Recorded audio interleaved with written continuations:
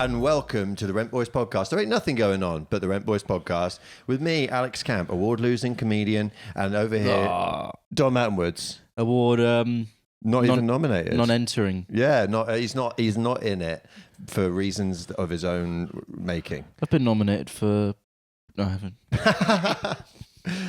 Just searching the files. Nope, nothing in there. I've been nominated for nothing. You're better off because I get nominated and then I'm disappointed when I don't win.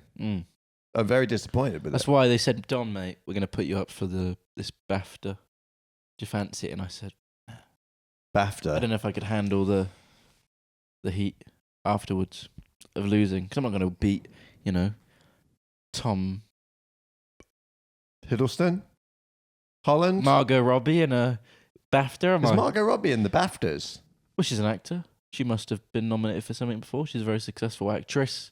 No, I was going to compliment you for not saying actress. Really? Because you don't want to gender it. Oh, right. I didn't think of that. That's the thing now. Is that the thing now? Well, you should know. You're a young person. I'm an older person. I should be making the mistakes. But actor is right because it's not different because it's a woman. Well, what do you think of this? I was at Creatures once hosting the early show. Oh, yeah. And there was a group of about 20 people in, all come together, work together. And I asked them what they did. And they said they were in the police. It was obviously a lie. Why do they always say that? Oh, we're in the police. Like, what? Do you think we're going to commit a crime up here? Well, but I'm pretty stupid. And also I didn't know how to... So I just went along with it. And then I said to one of the girls, what's it like being a police woman? Because I imagine, men can be mean to you. And she goes, police officer? And I was like, hang on a minute.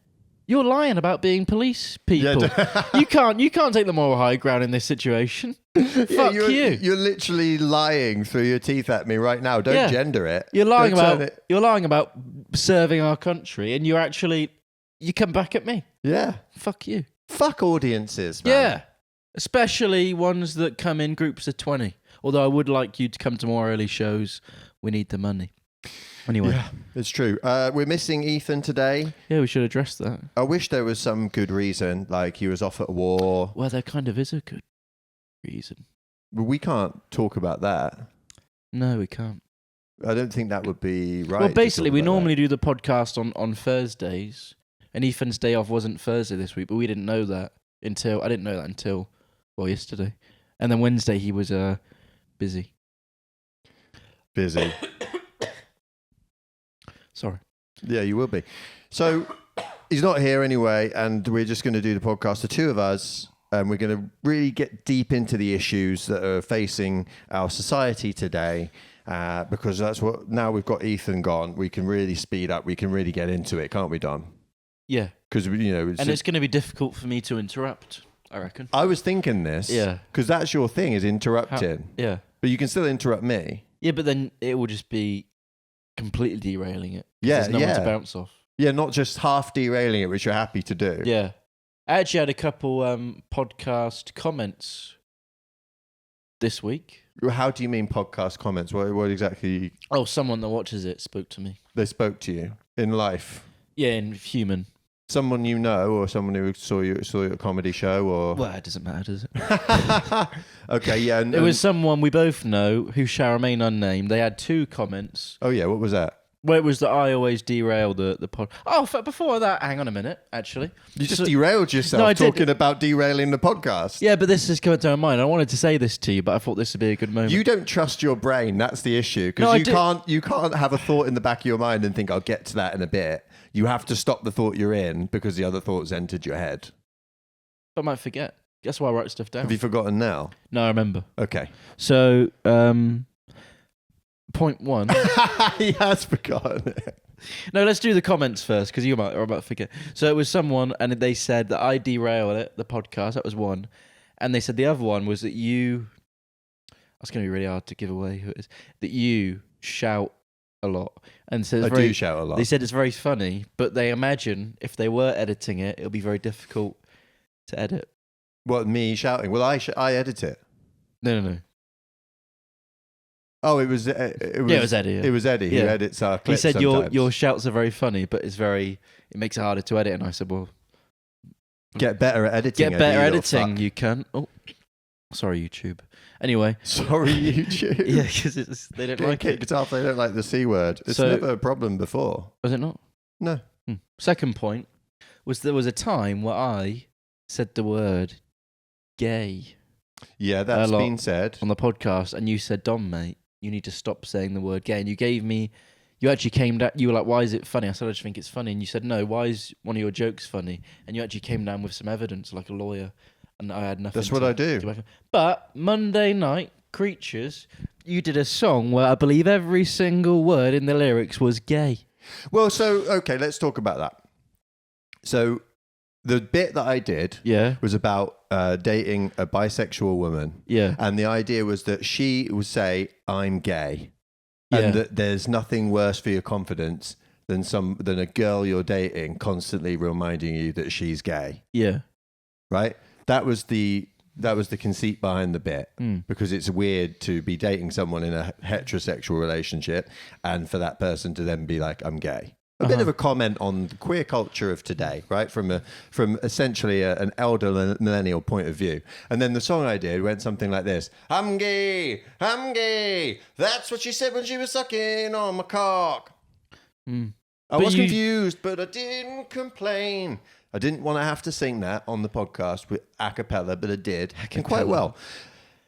That was the conceit behind the song, was that I just heard it in my head saying, I'm gay. A little bit like Mark Normand or someone who else might say that. So there was a background to it. I can explain it. Yeah. But I wasn't calling something gay in a derogatory way, which is what you were doing. Yeah, you've hit me there again. But you did say I'm gay many more times than you said it just then, I reckon. Yeah, but it's not about the volume of times that you say gay. It's not like a slur. Yeah. It's just that if you use it to describe something that is negative, then that's not good. But if you use it to describe somebody saying that they are homosexual or of non-heterosexual bent, so to speak, that is the conceit of the song. I've said conceit so many times. You're using a long word to make your point sound more... Well, it's 7 letters. It's not that long. Yeah, but it's just longer than words I'd use, or even... Your name is 7 letters. There's a clip. There's a lot of this podcast is just me confusing you and Ethan. That's what it is. But without the two of you to bounce the confusion off each other. Then Ethan, it's just me confusing you. What Ethan does though is he said, if you call him out for being, sometimes he does something so stupid, and even I'll go, mate, you are dumb as fuck. Yeah. And he'll go, no, I'm actually not. I'm actually really smart. I'm just playing a character. I said, no, you're not. This is not. You're playing a character all the time. He does take it too far, because I get it. His feeling is that people think he's really dumb. Yeah. And they have reason to, because he does and says some dumb things. Yeah. Very dumb things. Yeah. But he says, well, it's not me. It's because I'm dyspraxic and because I have these learning difficulties that holds me back from people understanding that I have intelligence.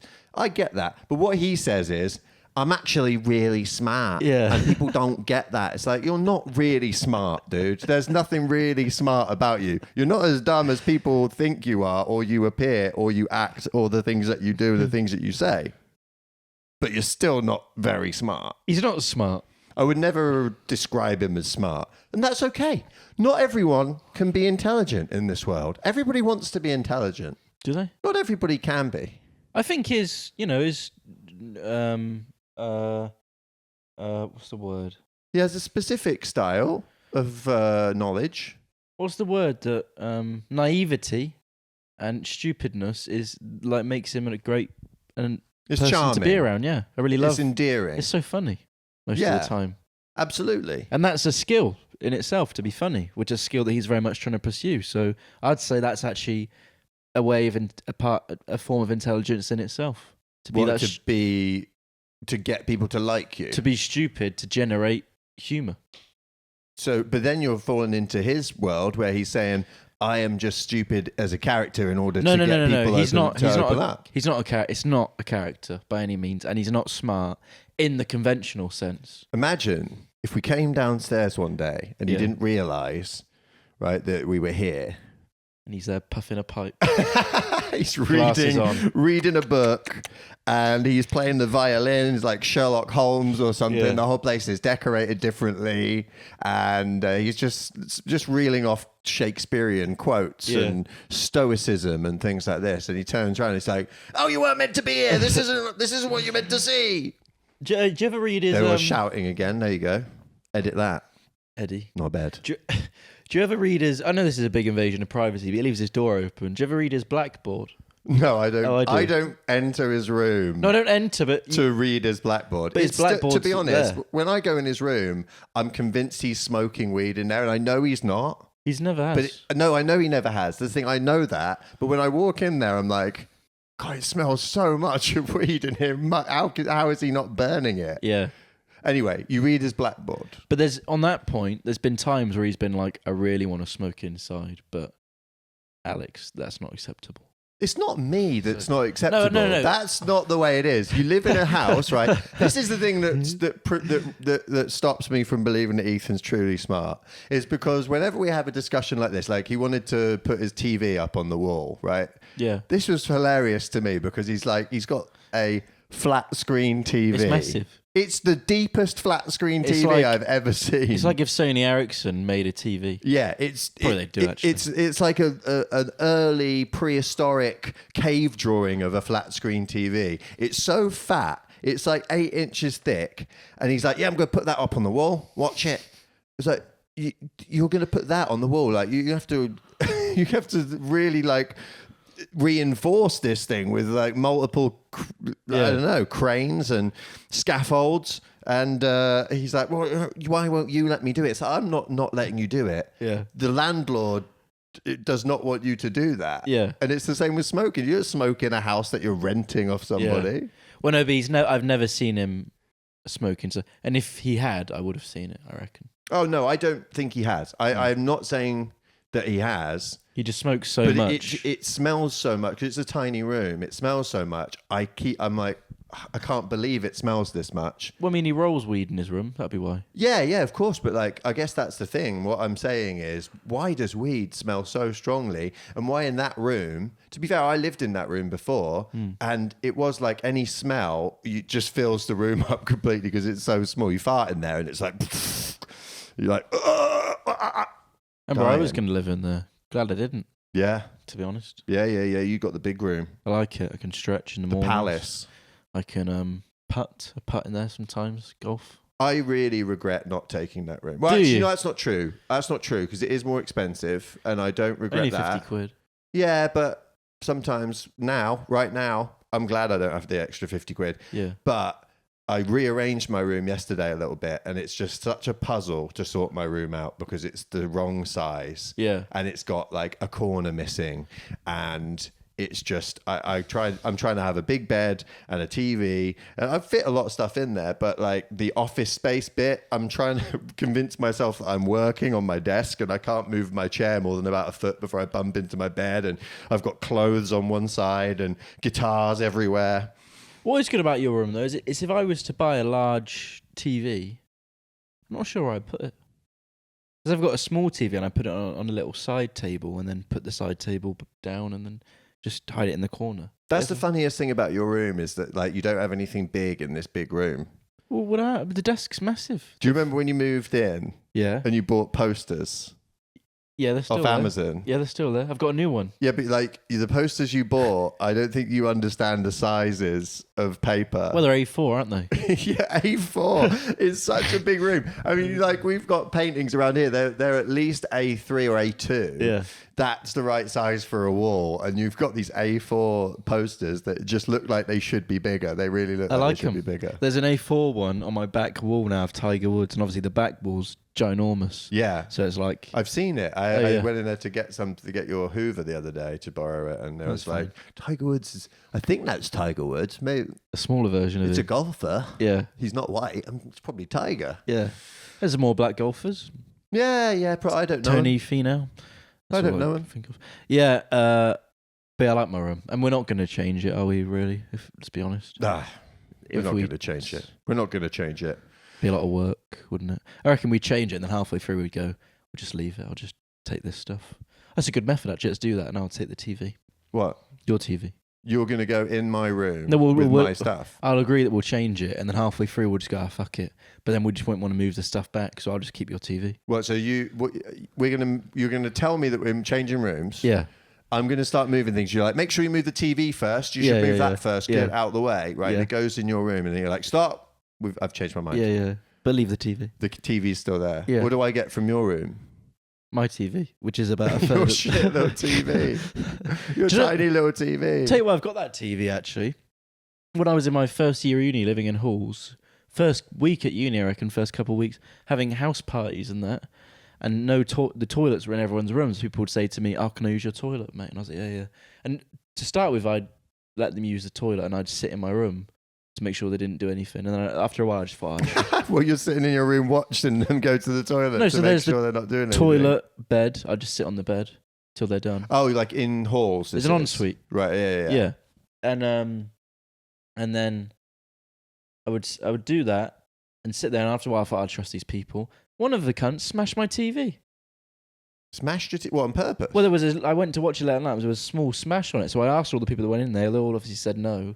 It wasn't me. But yeah, so I went to buy one from Tesco. I bought that one from Tesco, 200 quid. On reflection, could have got one like this on Facebook for probably 80 quid. This is probably the most boring podcast anyone's ever made. We're just talking about TVs. I think we're having a good flow. I didn't say the flow wasn't good. It's a flow of boring shit that we're talking about. But I will add a bit more boring shit in there.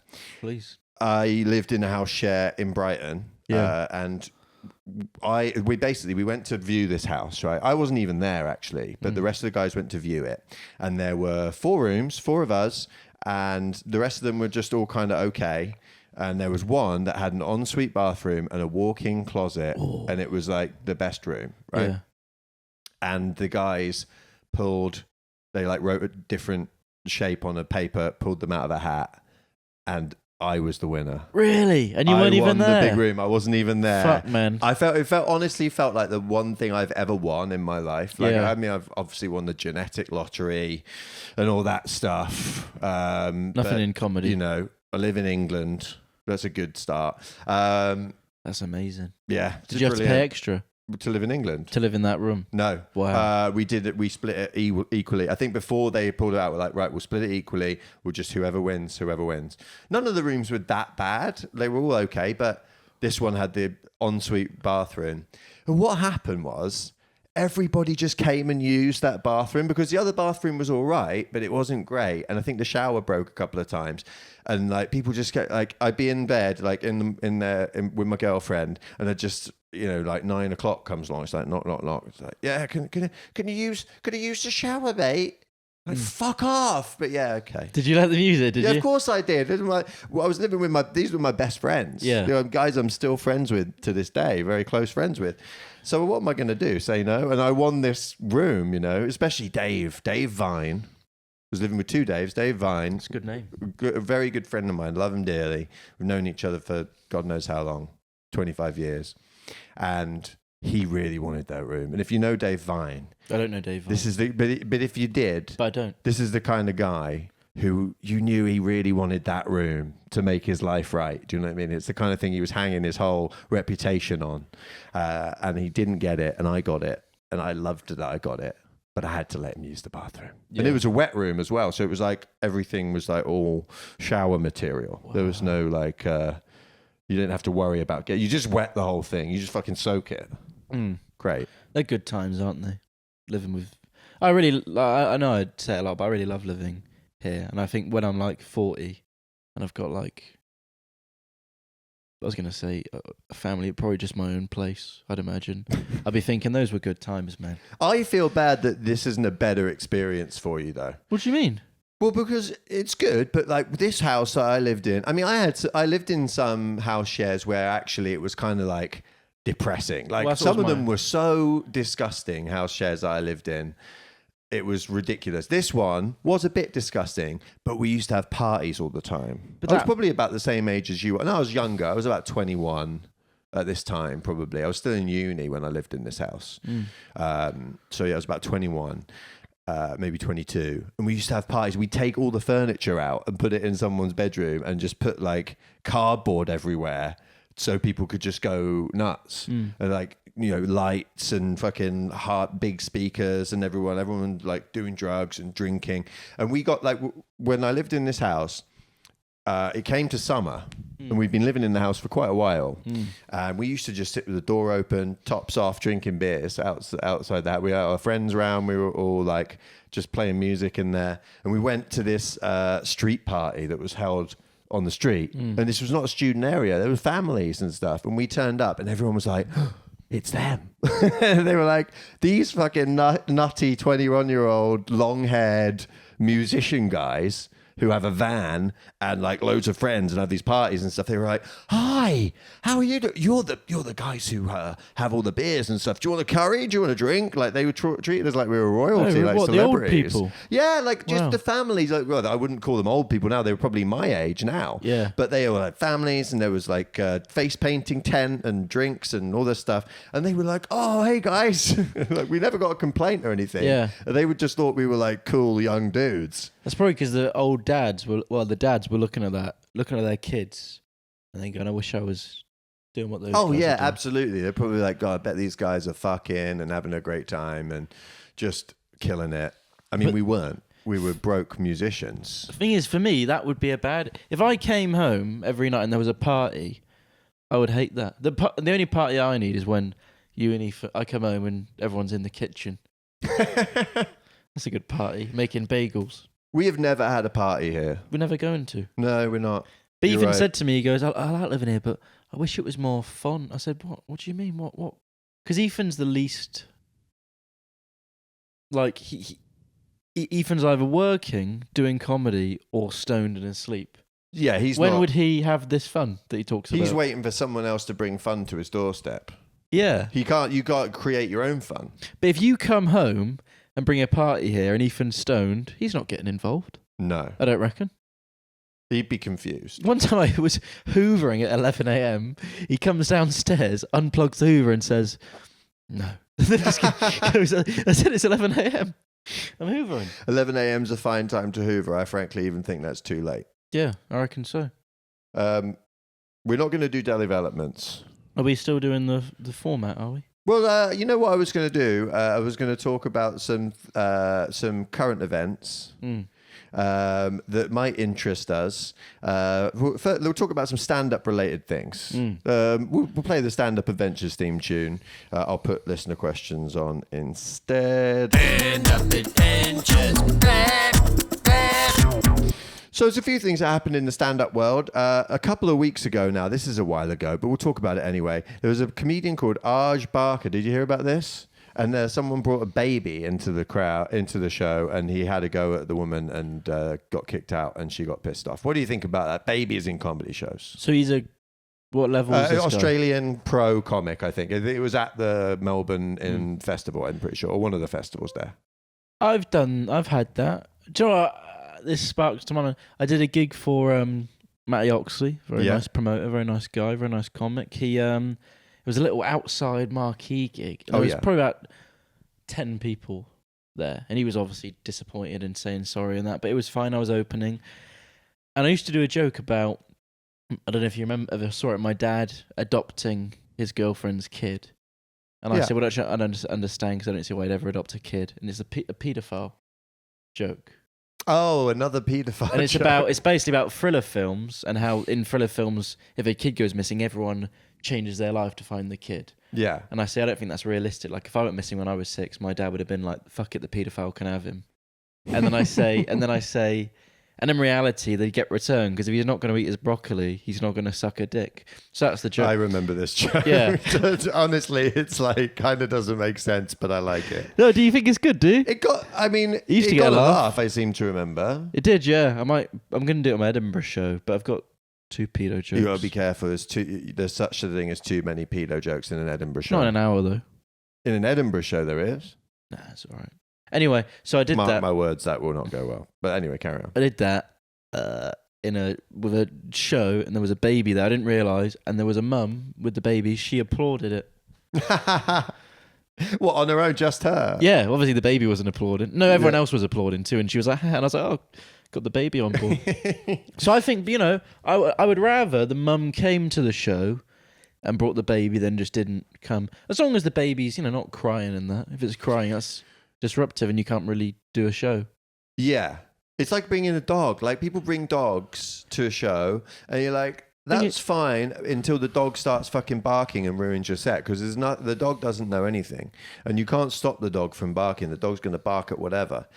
I did a show that was almost all dogs. That was fine because it was supposed to be a bring your dog show. And I did a lot of funny dog material that I think did well, considering it was pretty much off the top of my head. The thing is with a dog is you can leave a dog at home for a few hours. A baby, that's unacceptable.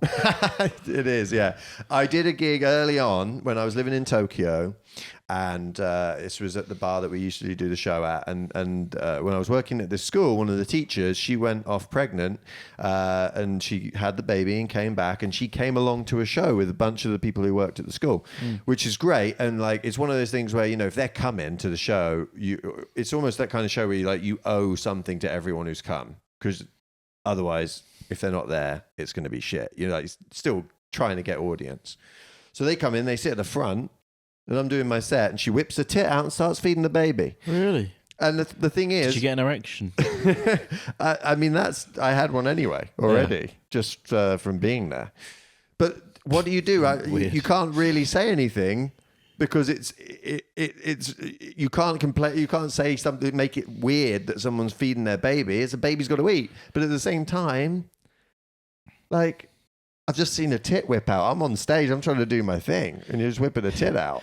Women, they don't know how good they've got it. They can just whip out their genitalia and get it sucked on. I can't whip out my cock at a comedy show. Not genitalia, by the way. You can't. Yeah, they are. They're not genitalia. Genitalia is reproductive organs. What I'm saying is, if a woman whipped out her genitalia in public, no one would have anything to say. No about women are whipping their fanny out in public when they have a baby. No. Well, some might. Breasts are not genitalia. Well, I thought it was funny. But I can't let that slide. Yeah, that's fair enough. Yeah. So no babies in comedy shows is what I'm saying. No, I said bring your babies. Well, we disagree then. I'd say, dogs is worse, because you can leave a dog at home. Like I said, that's just, you bring your dog and you're like, do you think at no point this could be disruptive to the show? I will say this. I did a show in Berlin, the first dog experience I think I had. Notwithstanding an acoustic guitar show I did once, I was just playing some songs in an acoustic show, and this woman was holding a bag, and the bag was just there, no issue. Everyone was enjoying it, and the bag started moving.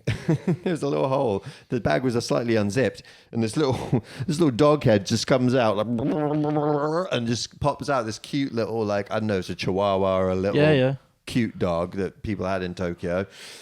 And everybody's like, oh my gosh, it's a fucking dog. And you're trying to play a song. Look at me. Suddenly the dog's taking all the attention. But I did a show in Berlin. The first time I performed in Berlin while I was still living in Tokyo, I went there.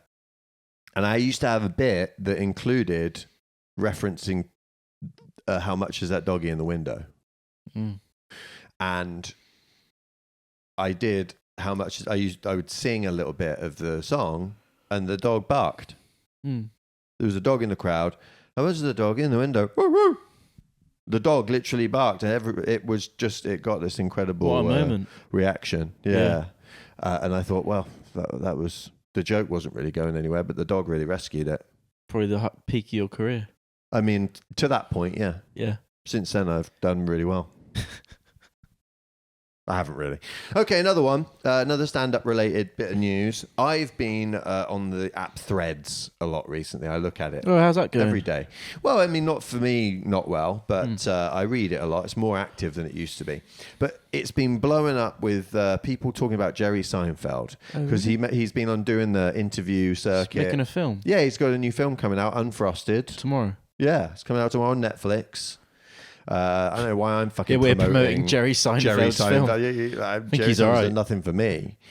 But he's been doing these interviews, and one thing he said on one interview was, oh, They wouldn't be able to make Seinfeld today on the networks. It's the woke culture has stopped it from being made. Yeah. Yeah, they said, he said that you wouldn't be able to make a show like Seinfeld because the cancel culture, the woke culture would stop you from making a show that pushes things to the end. But that... Seinfeld doesn't push things at all. Well, that's what I thought. I was like, what do you think you made? Yeah. It was just a show. It's like he's one of the cleanest. None of his... I don't think any of his stand-up you could get and go, that's problematic. Yeah. Or anything he's ever done, to be honest. Yeah, it's definitely weird that he would think that. And then also, you've got shows like South Park, you've got It's Always Sunny in Philadelphia, Workaholics, all these things that have come since. I mean, granted, some of those aren't on anymore. Workaholics isn't on anymore. But like, these shows were way more extreme than Seinfeld. Maybe what he's trying to say is Seinfeld wouldn't be made today because it's not good enough. Well, that's what a lot of people say. I'm just surprised. A lot of people just love the opportunity to shit on Jerry Seinfeld. I honestly, Jerry Seinfeld's an inspiration to me. Listening to him because getting a 17-year-old girlfriend back in the day. Yeah. No, listening to him talk on if I ever feel bad about comedy, there's a specific podcast I put on with him where he's on it, and it gets me feeling good. I listened to him do one today, and I always enjoy it, but he's always turning comedy into this really important philosophical ideal. But that's what it is, especially Tim. He's done it since he was, I think, 21. But it's so different now. I mean, there's like, I think it's the same. It's weird because I feel like he's making a good point, but I'm also like, shut the fuck up, you old cunt. Like, it's like, stand up is like catching a butterfly. You can't do it with a machine. You gotta be light on your feet. You gotta move and catch it. It could be gone in a second. And that's stand up. It's like, fucking shut up. No, I think that's a beautiful thing. You turn up, you tell jokes, people laugh, get your money. No, you've got to appreciate what we're doing. It is such a special, crazy thing to do. Whenever I used to see a stand-up, before I did stand-up, I used to think that is incredible. Their life must be amazing. So these people think we're these... I imagine they think we're these, really confident people with amazing lives, which isn't true for the most part. It's not true. Look at this couch. Yeah, but we're doing stuff, man. We're doing cool stuff. Yeah, but we can't even get together to get a new couch. We will. We will one day. Jerry at least had a good couch in his apartment. Not when he was my age. He probably didn't. Actually, yeah, he probably did. 25. I think he'd been on. No, he said today he was an open micer at 22. Well, maybe he did open mic at 22. Tonight Show at 26. Okay, maybe first Tonight Show he was 26. So you're 24, somewhere in the middle. He probably had a little flat in New York doing the comic strip. But he was saying he used to open for like a music act, Frankie Valli and the Four Seasons. You won't know who any of them are, obviously. I think that's back in the day. How it worked to that age. I think there was much less gigs, so you just do. I want to do that. I'm putting that out into the universe. I want to tour with a band. I want to be a comedian opening for a band. Cool. See how that works. Yeah. You could do that. I'd love to do Reach out to some bands. I'm going to reach out to some fucking bands. I'm going to reach out to some bands. About your mate at the Foals. Yeah, I mean, there's no way that's happening. I know that they definitely would not be up for that. What if you said to him, let me do one for free for the experience? Probably would still say no. They don't need the money, do they? No. Yeah. I think just like looking at it from their point of view, because I know them and I've been to their shows a lot, that makes me think how shit it would be. Yeah. If I think about bands that don't even exist to me or bands that are theoretical, I think, yeah, I could do that. That would be good. But the idea of me coming on at Castlefield Bowl and doing the fucking fingering song. I don't think it would be at all enjoyable for you either. No, but you know what? Like, it would be fun and it would pay money. But it would be a new level of the audience not giving a fuck. Yeah, but I think I would enjoy that at least a little bit. You reckon? Because if they really don't give a fuck at all, and you know that you're not going to like burn any bridges, then you could just do whatever you want. Look, I'll do it for £100. But I'm saying I'll do it for 75. I'm saying it would be hard. I think it would be hard. You'd have like 10 people that were watching you and thought this guy's great, and then the other 900 would be like, why is this guy? But you got to remember, I could have equipment up there. One of my favorite moments on stage was I did a gig in Manchester, just a Sunday night gig, The Lost Cat, Yeah. Manchester Comedy Project, not happening anymore. And I went on stage and they had a guitar amp on the stage. Now, usually I plug into the PA and it's just amplifies the acoustic guitar, makes it louder. I plugged into a Marshall amp and turned the gain up and just started like doing like solos and shit, fucking around. So I didn't need to be on the microphone, and I was doing something completely different. So I was moving around, and like I only did it for a couple minutes or a minute, but like that was fun. But then Just I guess fucking their around. argument would be, if you're just going to go up there and play music, we'll just get a band. Yeah, but it's like, but it'd be somewhere in the middle. You'd be much cheaper. I'd sing. You'd be much cheaper. I'd be much cheaper. Yeah. That's the thing we need to remember here. I'll do it for a couple £100. There's only one of you. There's only one of me. I don't need any sound tech. I don't need any monitoring. I don't need a manager. I don't need a bloody fluffer to like do whatever. Yeah. You can just give me, I go to their gigs and eat their spare food anyway when I go and watch them. Mm. Yeah. There's plenty of spare. I don't drink. I'm not going to drink your booze. Come on, Jack. Just want a Coke. Come on, Jack. Come on, Jack, mate. You did your podcast. I think that was it. You did my podcast. That was a lot. Should we wrap this up then? Yeah. I reckon. Oh, well, one more thing. We got a listener question. So last week we did the impressions of each other, by the way, went down really well. It was good. Mine was considered to be the best impression Yeah. of Ethan because I really committed to the bit. But this is completely unrelated. This is a question from Chris Ashley. There was another one as well from someone else. Was there? I noticed, on the What? YouTube. Maybe that was the other week. Well, this is the one that I've got. We don't have time to do two. No, but let me have a look whilst you're... You have a look while I'm asking this question. So Chris Ashley, who I'll just say, he's an old friend of mine. Oh, no, is this not Ethan's uncle? No, it's not Ethan's that's the one uncle. I'm This thinking- is a different Chris. That's the one I'm thinking of then. So Chris asks, what is the worst state that any of you have turned up for work? We should really do this with Ethan. This is going to be so shit with me and you. Well, And I've got some stories from back in the day. okay, what's the worst state you've ever turned up to work? Well, I was working... Oh, dear. I was working in a gym, which is obviously, you'd be expected as a gym employee to be healthy and not do bad things Yeah. in like drugs or alcohol. Anyway, I went back with this girl. Oh, Here we go. And I had work at 12. Right? Yeah. And I went back at hers about 4 a.m. probably. Things happened. You went back you started at 4. Well, I'll tell you what happened is I got home and then she messaged me and she was like, come to mine. So I was like, all right. Got home from a night out. Right, yeah. So it was late already and then I had to get there. Anyway, I got in there. We did whatever we did. And we really didn't get on at all. We really didn't like each other. What? That's just funny. I just love that. We didn't get on. We didn't like each other. We actively disliked each other. So my mate dropped me off. We got in, did, what we needed to do. And then we hated each other so much that I was like, I need to leave here because she hates me. I hate her. So I just said, I've got to go to work. And it was 4 a.m. But she hated me so much, she didn't question it.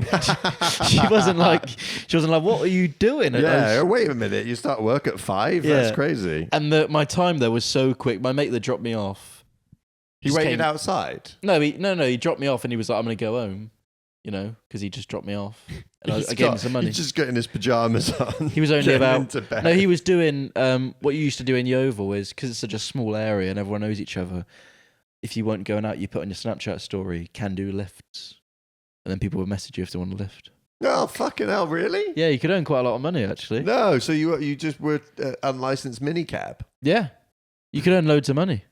Fucking hell, In a night. Yeovil is unique. Yeah, but then he'd gone so little distance. I just rang him and said, can you come and get me again? He went, yeah. And he was about 5 minutes away. And then I went to work I did actually have work, but I went to work at 12 after that.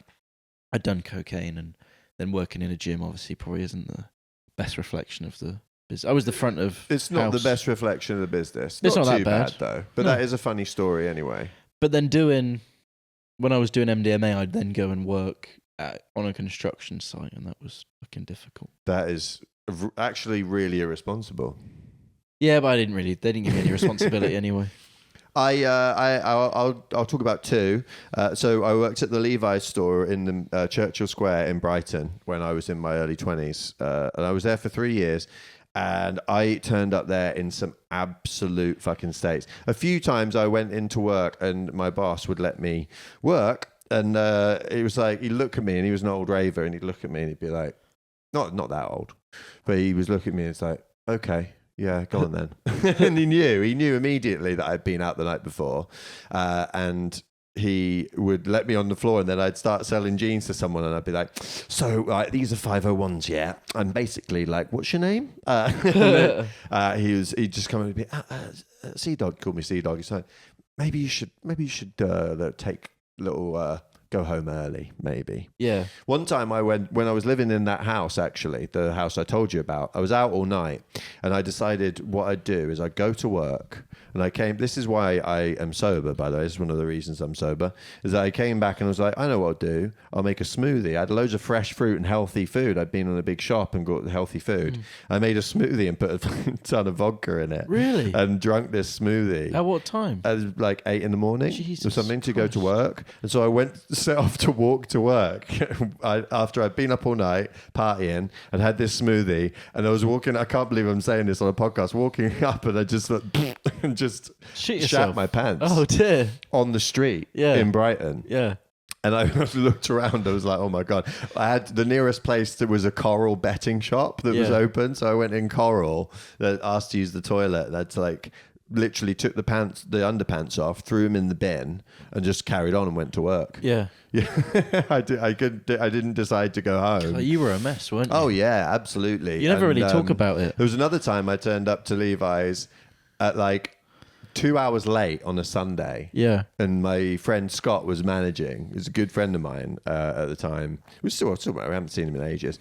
I turned up, I'd been partying for over 2 days with these two random dudes who I met at a party on the Friday night, and this is the Sunday daytime. Yeah. And I rocked up with them to my work, and Scott was like, no, go. You could see I was hanging out with these two guys. We were all mashed, and that was bad. And then the next day I woke up in a family car. Wow. That someone had left unlocked, I'm guessing. I just lost the will to get all the way home from all the energy I'd expended partying. And I just got into this randomer's car. And they didn't see you? No, they didn't see me. I woke up probably 6 in the morning in the back of this car. Fuck, what's going on? There's a kid's seat next to me and stuff. And like, I was so cold as well that I took a jacket. Oh, did you? I just took it, put it on, and it was so small on me. It was just a lady's stole their jacket. Yeah, I stole some lady's jacket out of the back of the car.